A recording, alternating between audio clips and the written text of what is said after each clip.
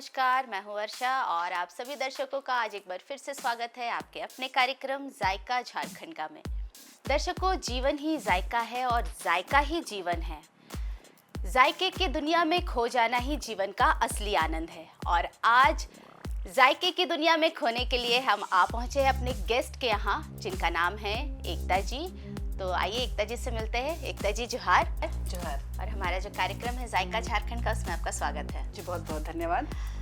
एकता जी, आप पेशे से एक टीचर हो, तो आपको कुकिंग का शौक पहले से था और कुकिंग के लिए आपको टाइम मिल पाता है क्या? देखिए, कुकिंग का शौक अगर कहा जाए तो मुझे बिल्कुल भी कुकिंग का शौक पहले तो नहीं था लेकिन जब से मेरी शादी हुई तब मुझे पता चला कि कुकिंग आनी चाहिए जी। और जब मैंने कुकिंग पर ध्यान देना शुरू किया तो मुझे लगा कि क्यों ना इस पर कुछ ट्राई किया जाए, अच्छी अच्छी चीज़ें। और कुकिंग मैं बहुत ज़्यादा अच्छा तो नहीं कर पाती क्योंकि जैसे स्कूल की वजह से मैं टाइम नहीं दे पाती कुकिंग को बहुत अच्छे तरीके से, लेकिन जब भी छुट्टी होती है या फ्री टाइम होता है तो मैं अच्छा कुकिंग करती हूँ, कोशिश करते रहती हूँ अच्छा कुकिंग। और ये कहा भी जाता है कोशिश करते रहने से चीज़ें परफेक्ट हो जाती है। तो एकता जी, आज हमारे दर्शकों को आप कौन सा 3 डिश बना के दिखाएंगी? देखिए, आज मैं जो डिश बना के दिखाऊंगी, जैसे मैंने कहा कि मुझे वक्त नहीं मिल पाता है खाना बनाने का, तो मैं ऐसा डिश बना के बताऊंगी जो कम समय में बन जाए और टेस्टी भी बन जाए। और चूँकि मैं बंगाली फैमिली से बिलोंग करती हूँ तो मैं आपको कुछ ऐसा डिश बताऊंगी जो बंगालीज के फेवरेट है और वो आपको भी अच्छा लगेगा खाने में, किसी को भी अच्छा लगेगा और काफ़ी हेल्दी भी है ये। चलिए, बहुत अच्छी तो बात मैं आपको 3 चीज़ें बना के दिखाऊंगी। एक आलू पोस्तो, जो बहुत कॉमनली पसंद किया जाता है बंगाली लोगों का फेवरेट है, और दूसरा है सुक्तो, जिसमें बहुत तरह की सब्जियां पड़ेंगी और बहुत हेल्दी है वो भी खाने में। और तीसरा एक स्वीट डिश है पपीते का हलवा। पपीते का हलवा। तो दर्शकों, आज हम लोग झारखंड में रह के बंगाली डिश खाने वाले हैं, तो चलिए चलते हैं इनके किचन में और चल कर देखते हैं इन तीनों डिशेस को कैसे बनाया जाता है। तो चलिए चलते हैं और चखते हैं जायका झारखंड का।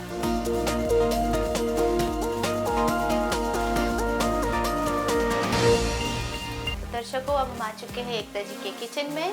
तो एकता जी, सबसे पहले हम क्या बनाने वाले हैं? जैसा कि मैंने आपको बोला कि बंगाली का सबसे फेवरेट आलू पोस्तो। तो कौन कौन सी सामग्री लगेगी बताइए। आलू सबके घर में होता ही है जी।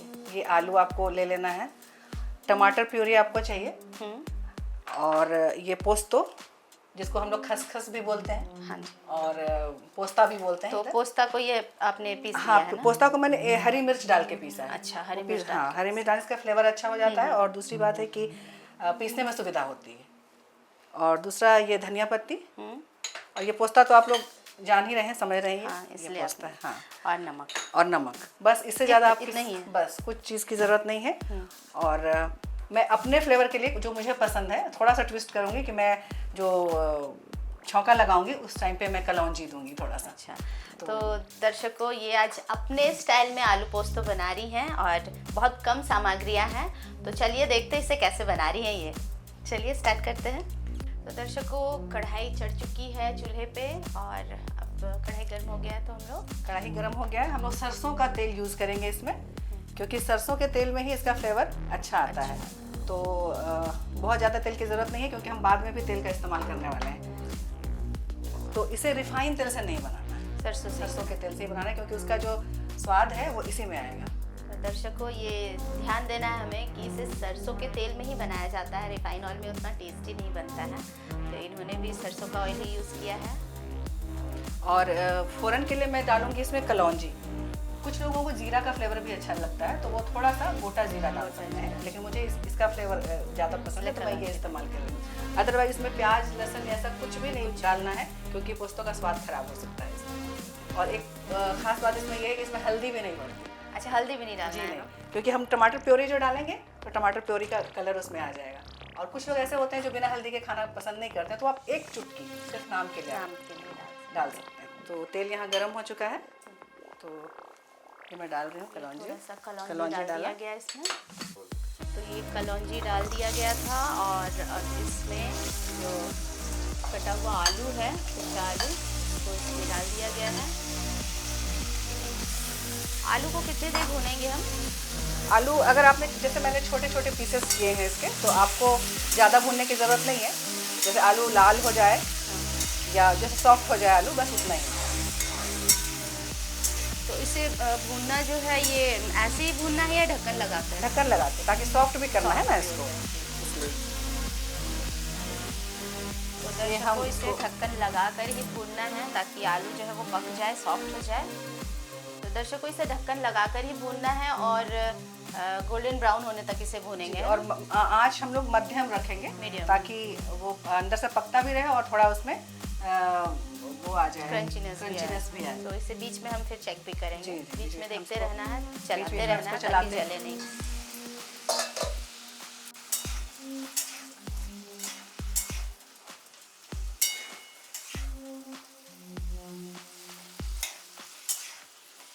तो लगभग 5 मिनट हो चुके हैं और हमारा जो आलू है वो देखिए वो पक भी चुका है और उसका कलर भी गोल्डन ब्राउन आ गया है। और अब इसमें हम थोड़ा नमक डालेंगे, नमक डालेंगे स्वाद अनुसार। अनुसार।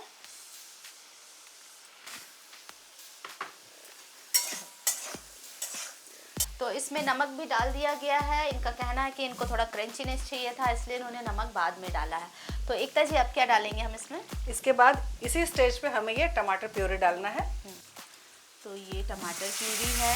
ये कितना टमाटर होगा लगभग? ये 2 बड़े बड़े टमाटर मैंने लिए थे, क्योंकि इसमें कुछ मसाले नहीं पड़ेंगे। हाँ। तो टमाटर का ही इसमें स्वाद आएगा। तो ये टमाटर का प्यूरी जो है इसमें डाल दिया गया है। तो इसे डालने के बाद हम कितनी देर भूनेंगे इसको? टमाटर का वो कच्चापन चला जाए, बस इतना। फिर भी लगभग 2 से 3 मिनट। जी,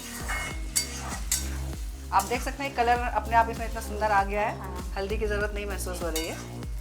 तो दर्शकों इसे 2 से 3 मिनट पकाना है टमाटर का प्यूरी डालने के बाद। तो टमाटर प्यूरी डालने के बाद इसे 2 से 3 मिनट पकाना है ताकि जो टमाटर का कच्चापन है वो चला जाए। तो दर्शकों 2 से 3 मिनट हमने टमाटर प्यूरी डालने के बाद इसे भून लिया और खुशबू जो है वो बहुत अच्छी आ रही है। अब क्या करेंगे हम? ये मैं अपने फ्लेवर के हिसाब से थोड़ा सा कटा हुआ हरी मिर्च मैं इसमें डालती हूँ।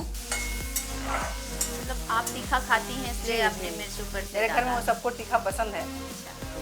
तो ये हम स्किप भी कर सकते हैं। हाँ, स्किप भी कर सकते हैं। तो दर्शकों आप अपने अकॉर्डिंग मिर्च ऊपर से डाल सकते हैं। और जैसा कि इन्होंने बताया कि मिर्च को पूरी तरह से नहीं पकाना है, थोड़ा कच्चा ही रहे वो। अब क्या करेंगे हम? अब सबसे इम्पोर्टेंट चीज़ इसमें पोस्तो, जिसे मैंने मिर्च के साथ ही पीसा है, ये अभी इसमें डाल देंगे। तो ये देखिए ये पोस्ता जो है खसखस, इसे इन्होंने पीस के रखा था इसमें मिर्च के थोड़ा- साथ। इसके अकॉर्डिंग थोड़ा सा पानी भी हमें ऐड करना पड़ेगा ताकि ये उतना ग्रेवी भी नहीं बने और बहुत ज़्यादा सूखा भी नहीं है। सूखा भी नहीं रहे और आलू के साथ अच्छे से मिक्स भी हो जाए। बिल्कुल मिक्स हो जाए अच्छे से। या आप अपने अकॉर्डिंग इसको पतला भी रख सकते हैं या गाढ़ा भी रख सकते हैं, जैसा आप पसंद करते हैं। और चूंकि ये आलू है ना तो पानी सोख लेता है, इसलिए हम थोड़ा पतला ही रखते हैं इसको। तो दर्शकों जैसा कि इन्होंने बताया कि पोस्ता जो डालने के बाद इसे बहुत ज़्यादा पकाना नहीं है क्योंकि इसमें कड़वापन आ जाएगा। फिर भी इसे 2 मिनट में पकाना जी है जी। ताकि जो पोस्ता है वो आलू के साथ अच्छे से मिल जाए। और इस स्टेज में ये मिल चुका है आलू के साथ और अब हम इसमें ऊपर से हरा धनिया लगा देंगे। ऊपर से धनिया पत्ता इसमें डाल दिया गया। इसको हम अच्छे से मिला लेंगे। तो ये हमारा आलू पोस्तो बन के कंप्लीट है। इसमें एक इम्पॉर्टेंट चीज़ और डालनी है, वो है कच्चा सरसों का तेल। ये हम ऊपर से फ्लेवर के लिए डालते हैं और यही इसका इम्पॉर्टेंट चीज़ है कि इसमें कच्चे सरसों तेल का फ्लेवर बहुत अच्छा लगता कच्चा है। सरसों तेल का जो झाग जी, आता जी, है जी। वो आना चाहिए इसमें। तो दर्शकों ये सबसे इम्पॉर्टेंट चीज़ इन्होंने हमें लास्ट में बताया कि उतारने के पहले इन्होंने कच्चा सरसों का ऑयल जो है वो ऊपर से डाला है ताकि जो तेल का जो झाग आता है वो इसमें बना रहे। जी, अब ये बिल्कुल तैयार है हमारा आलू पोस्त। तो दर्शकों अब हम इसे बाउल में निकाल ले रहे हैं। हमारा आलू पोस्त जो है वो देखिए कितना अच्छा दिख रहा है और खुशबू भी बहुत अच्छी आ रही है।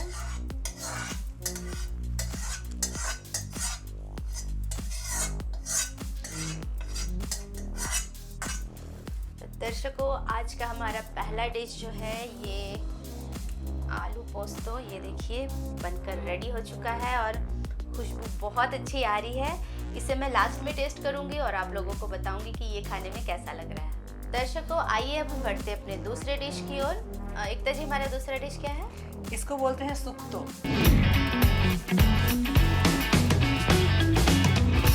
ये भी बंगालीज का एक फेवरेट डिश है और बहुत कॉमनली सब सब अगर आप सुप्तो कहेंगे तो सभी बता पाएंगे कि सुप्तो क्या होता है। ये खाना बहुत हेल्दी होता है और इसमें कई तरह की सब्जियां पड़ती हैं और जो खास तौर पे सब्जी पड़ती है वो है ये केला, कच्चा केला और ये बैगन। और इसके अलावा आप अपने पसंद की सब्जी ले सकते हैं, जैसे मैंने लिया है यहाँ गाजर, शकरकंद भी लिया है, आलू है और बीन्स है। उसके अलावा कौन से अगर आप चाहें तो सहजन के समय पे आप सहजन की सब्जी ले सकते हैं सीजनल seasonal, वेजिटेबल्स जी, डाल जी, सकते हैं। तो लेकिन कॉमनली ये 3 चीज़ें तो पड़ती हैं। और एक चीज़ मैंने बताना भूल गई, ये करेला। करेला आपको लग सकता है कि इतने सब्जियों के बीच में अगर करेला पड़ेगा तो शायद कड़वा लगेगा, कड़वा हो जाए, लेकिन सही ऐसी बात कोई है। बात नहीं है। हम इसको अलग अलग फ्राई करके निकाल लेते हैं तो वो सब्जी उतना कड़वा नहीं बनता है। इसके अलावा कौन कौन सी सामग्री है? इसके अलावा हम इसमें डालेंगे बड़ी, जो सबके घर में भी बनता है और आजकल तो लोग बनाते नहीं हैं, तो हम लोग बाजार से भी इसको खरीद के ला सकते हैं। और इसमें पड़ेगा ये अदरक का पेस्ट थोड़ा सा, और ये मैंने पचफोरन को हल्का रोस्ट करके इसको पाउडर बना लिया है जो हम बाद में डालेंगे। और ये पका हुआ दूध है, बॉयल किया हुआ दूध ठंडा करके रख लिया है। और ये फ़ौरन में हम देंगे ये पचफोरन और तेज़पत्ता, और लास्ट में हम घी भी डालेंगे। इसके लिए हमने घी लिया है हुआ है।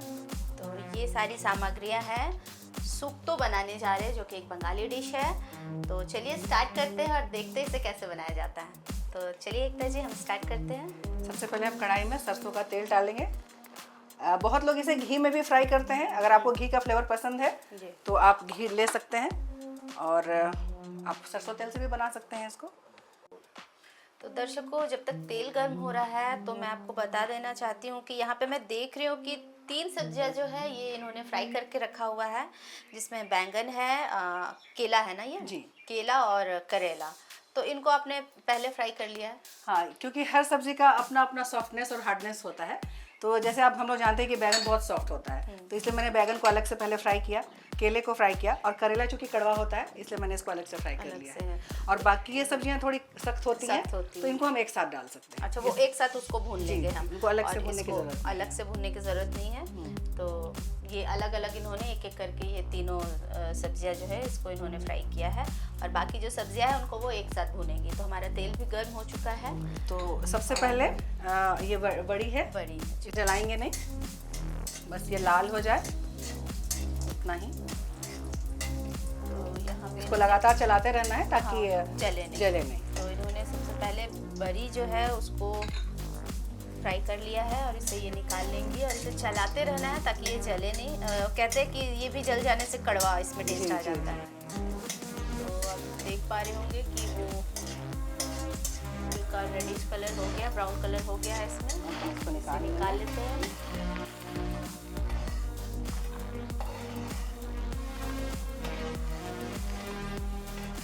उसी तेल में इन्होंने पचफोरन और तेजपत्ता डाल दिया है, और पचफोरन और तेजपत्ते का तड़का लगाया गया है पहले। जब चटक जाए, और आप देख पा रहे होंगे कि ये चटक गया है, चटक रहा था बहुत ज़ोर का।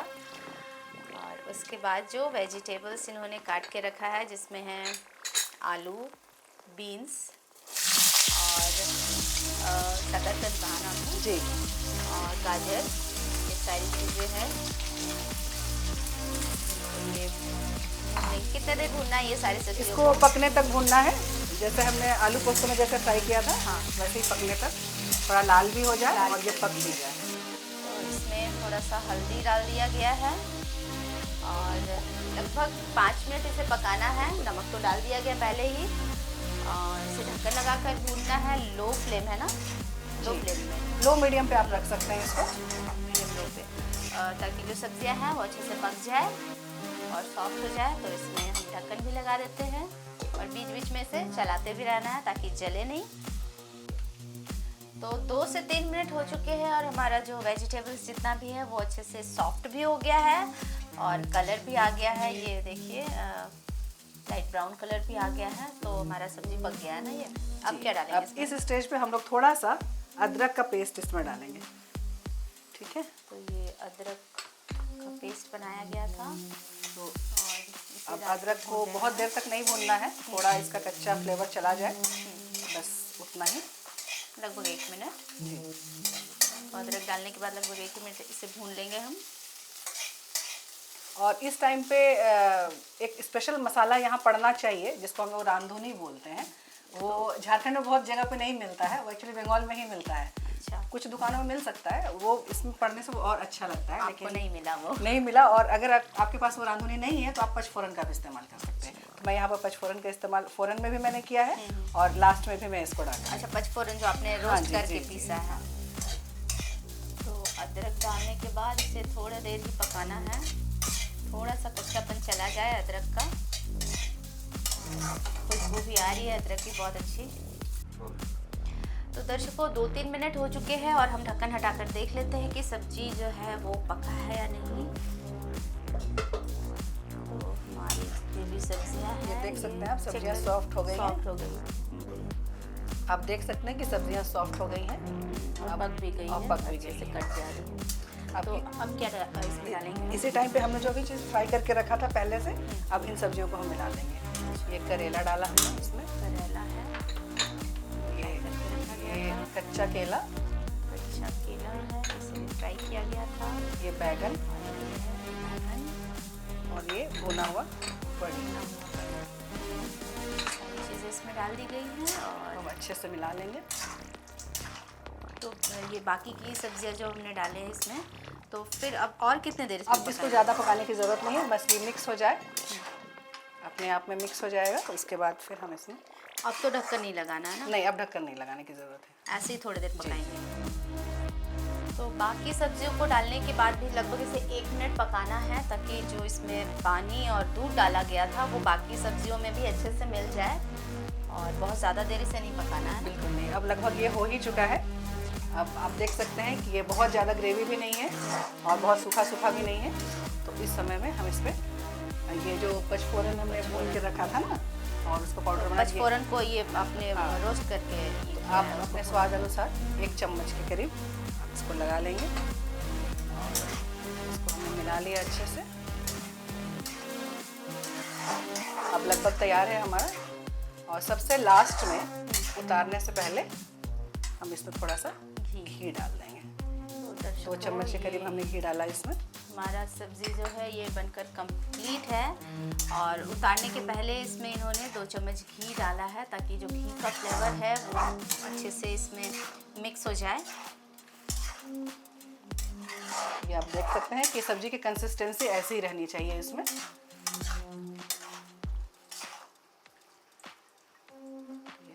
हमारा तैयार हो गया। तो दर्शकों हमारा सेकंड डिश भी बन गया है, उसे हम बाउल में निकाल ले रहे हैं, जिसका नाम है सुक्तो। और जैसा कि आपने देखा, इसे बनाते वक्त इसमें मसालों का यूज़ नहीं हुआ है, मतलब ना के बराबर ही हुआ है एक तरह से मैं बोलूँगी। बस पचफोरन यूज़ किया गया है, बाकी ढेर सारी वेजिटेबल्स है।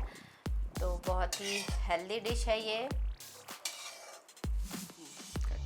तो दर्शकों आज का हमारा दूसरा डिश जो है वो है सुक्तो। और ये देखिए ये बनकर रेडी है और इसमें से पचफोरन और घी की बहुत अच्छी खुशबू आ रही है। इसे भी मैं लास्ट में टेस्ट करूंगी और आप लोगों को बताऊंगी कि ये खाने में कैसा लग रहा है। तो आइए अब हम बढ़ते हैं अपने तीसरे और आखिरी डिश की ओर। तो हमारा तीसरा डिश क्या है? हमारा तीसरा डिश एक स्वीट डिश है और इसमें मैं आपको बना के दिखाऊंगी कच्चे पपीते का हलवा।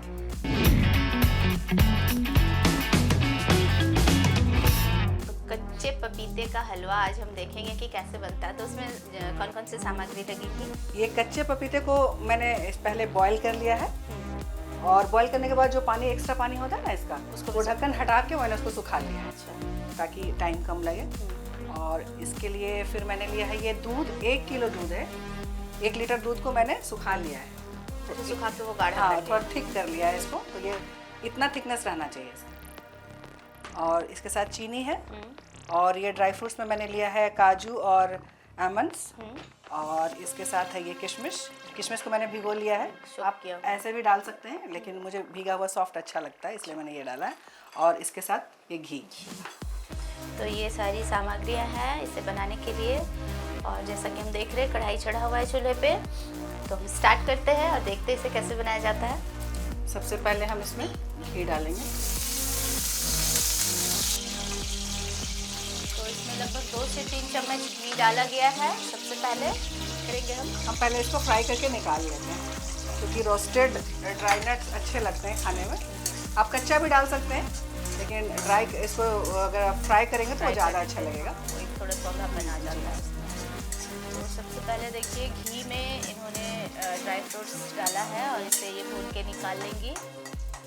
थोड़ा सुनहरा होने तक भूनेंगे ना जी। तो हमारा जो ड्राई फ्रूट्स है वो फ्राई हो गया है, उसे हम निकाल लेते हैं और निकाल के रख लेते हैं एक तरफ। घी में हम ये डाल देंगे पपीता, बॉईल किया हुआ पपीता इसी घी में डाल दिया गया है। मैंने पपीते का पानी सुखा लिया था। तो इसे कितने देर हम भुनेंगे? बस पानी सूखने तक, इसका पानी सूख जाए। पहले से आपने पानी थोड़ा निकाल लिया था और घी में डालने के बाद इसे भूनते भूनते में जो एक्स्ट्रा पानी है वो सूख जाएगा, तब तक इसे भून लेना है।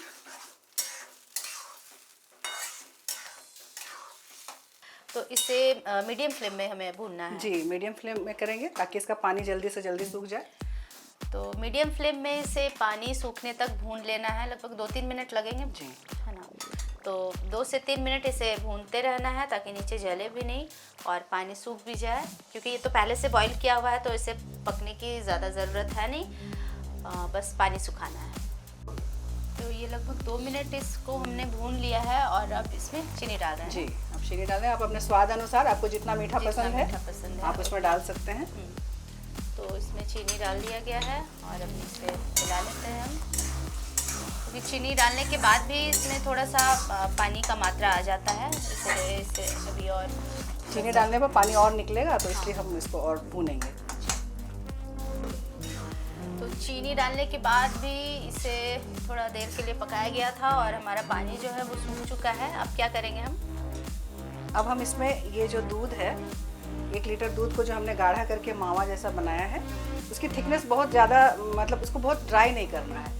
थिक रहेगा तो वो इसमें अच्छा लगेगा खाने में। तो अब हम इसमें मावा डाल देते हैं। आप मार्केट से खरीद के भी आप मावा ला सकते हैं, लेकिन घर पे बनाया हुआ ज़्यादा टेस्टी लगता है। तो मैंने इसे घर पे ही बनाया है। 1 लीटर दूध को इन्होंने सुखा के गाढ़ा कर लिया है और आपने देखा कि ये लगभग 1 पाव कह सकते हैं दूध रह गया है ना। दूध डालने के बाद कितनी देर पकाएंगे हम इसे? बस इसमें मिल जाए जी 1-2 मिनट। तो ये भी पका हुआ है, पपीता भी पका हुआ है, दूध भी गाढ़ा हुआ है और कोई चीज़ ऐसे पकने वाली चीज़ तो है नहीं इसमें। लगभग 2 मिनट इसे हम पकाएंगे और तो ये देखिए दूध भी जो है वो अच्छे से मिक्स हो गया है इसमें। और अब हम इसमें क्या डालेंगे? अब हम इसमें हमने जो ये फ्राई करके रखा हुआ था ड्राई फ्रूट्स, ये डालेंगे। ये आलमंड्स और ये जो काजू हमने फ्राई किया था वो हमने डाल दिया और इसके साथ साथ क्या था? और अब हम इसमें किशमिश डाल दें। किशमिश उन्होंने सोख करके रखा था, आप चाहे तो ऐसे भी डाल सकते हैं। आपको अगर इसमें इलायची पाउडर का फ्लेवर पसंद है तो आप ऊपर से इलायची पाउडर भी डाल सकते हैं। और अब ये लगभग तैयार है हमारा। और मुझे थोड़ा सा ऊपर से घी पसंद है, अच्छा, तो इसलिए मैं इसमें ऊपर से थोड़ा सा घी डालती हूँ। घी का फ्लेवर अच्छा आता है इसमें। तो ये हमने ऊपर से लगभग 1 चम्मच घी भी डाला है और उसे अच्छे से मिक्स कर लेते हैं। फिर तो ये हमारा बनकर कंप्लीट है कच्चे पपीते का हलवा। तो दर्शकों अब हम इसे निकाल लेते हैं एक बाउल में। और कच्चे पपीते का हलवा ये देखने में बहुत ही टेस्टी दिख रहा है और खुशबू बहुत अच्छी आ रही है।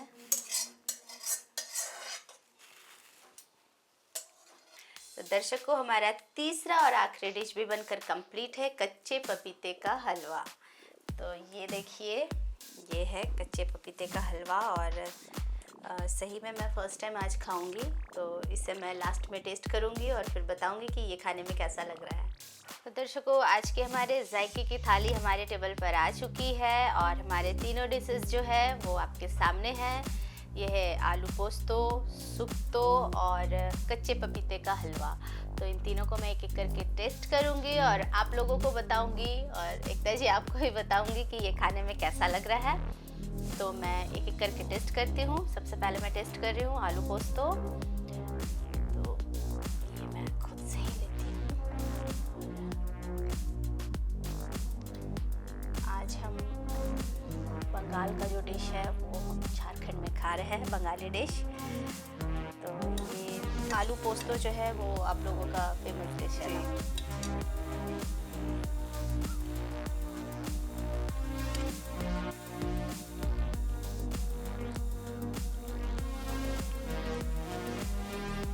इन्होंने जो ऊपर से सरसों तेल जो डाला था, सही में वो तेल का जो झाग है वो मुंह में आ रहा है। और बाकी पोस्तों का टेस्ट बहुत अच्छा, जैसा लगता है वैसा है। आलू भी बहुत अच्छे से पक चुकी है, साथ में जो टमाटर का प्यूरी आपने डाला था तो उससे भी टेस्ट बढ़ गया है। और सबसे बड़ी बात है कि इसमें मसाले यूज़ नहीं किए गए हैं, तो ये बहुत ज़्यादा, एक तरह से मैं हेल्दी भी बोलूँगी कि इसमें मसाले यूज़ नहीं हुए हैं।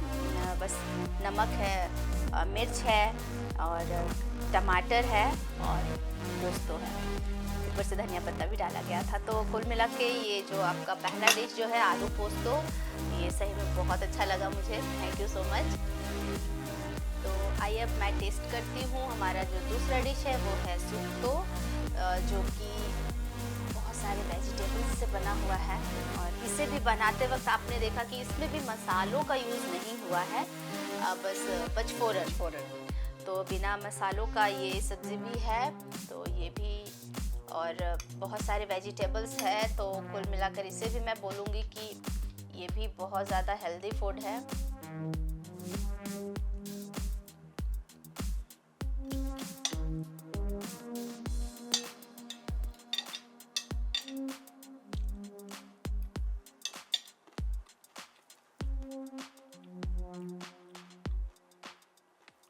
मतलब कोई नहीं बोलेगा कि इसमें मसाले नहीं डाले गए हैं, क्योंकि पचफोरन के कारण जो है ना इसका फ्लेवर बहुत अच्छा बन गया है।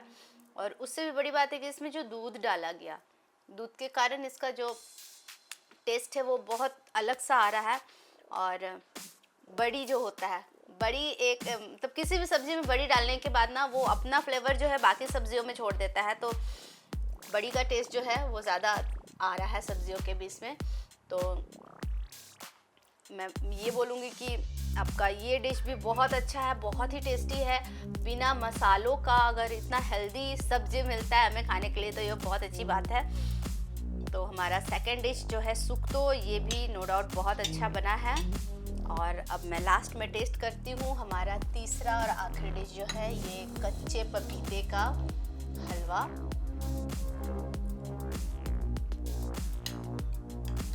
कच्चे पपीते का हलवा ये मैं टेस्ट करती हूँ आज में। सही में पपीते का हलवा जो मैं फर्स्ट टाइम टेस्ट करूँगी।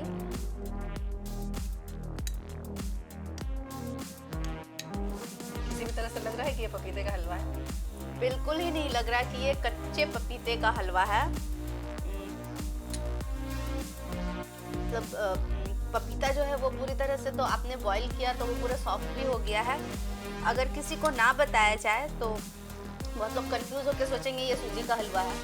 और कच्चे पपीते की सब्जी जनरली बच्चों को पसंद नहीं आती खाने में, तो अगर आप इस तरह से हलवा बना के देंगे तो बच्चे के लिए वो हेल्दी भी है और बच्चे खाना भी पसंद खा भी लेंगे जी। और इसमें जो इन्होंने घी ऊपर से भी डाला है, उसके कारण घी का फ्लेवर भी बहुत अच्छे से आ रहा है। और उससे भी बड़ी बात, जो आपने जो दूध को जो बॉईल करके जो सुखा दिया है, गाढ़ा कर दिया है, तो उसका एक अलग सा फ्लेवर है। दूध सूखने के बाद उसमें थोड़ा सौंधापन जो आ जाता है, तो वो भी इस हलवे में खाने पे मिला मुझे। तो एकता जी, मैं बोलूँगी कुल मिला के आपकी तीनों डिशेस बहुत ही टेस्टी है। Thank you so much. बिल्कुल यूनिक डिश आज मुझे खिलाने के लिए। और हमारे जो दर्शक है वो भी ये डिश जो आप देख रहे हैं ये घर पर आप ट्राई कर सकते हैं। और सबसे बड़ी बात है कि आपने देखा कि इसमें लहसुन प्याज इसमें भी यूज़ नहीं हुआ, तो जो भी फास्टिंग करते हैं व्रत में भी आप इसे बना सकते हैं और ऐसे भी बना के खा सकते हैं। तो ये बहुत ही अच्छा तीनों डिश है, आप भी घर पर ज़रूर एक बार ट्राई कीजिए। तो दर्शकों, हर बार हम नए जायकों के साथ आपके सामने आते हैं और आज भी हमने बिल्कुल तीनों, जो हमारा आज का डिश था वो बिल्कुल ही यूनिक था, जो कि बहुत ही टेस्टी लगा मुझे खाने में। एक बार घर पर ज़रूर आप भी ट्राई कीजिएगा। हमारा ये कार्यक्रम जायका झारखंड का ये टेलीकास्ट होता है हर शुक्रवार आपके अपने चैनल डीडी झारखंड पे। तो बने रहिए हमारे साथ और नए नए जायकों को बनते हुए देखते रहिए। मिलेंगे अगली बार कुछ नए जायकों के साथ, तब तक के लिए मुझे इजाजत दीजिए। जोहार।